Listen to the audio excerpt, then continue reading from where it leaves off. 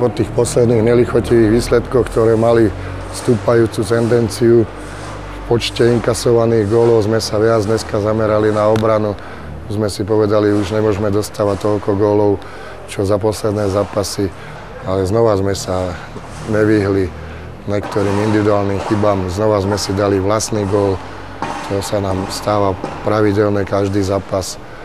Nepodarilo sa nám v podstate po tom, ako sme ubranili presilovku 5-3, keď sme sa mali psychicky zdvihnúť, streliť nejaký kontaktný gól, ktorý sme dali až v tretej tretine a už nám neostal čas na nejaké zvrátenie výsledku.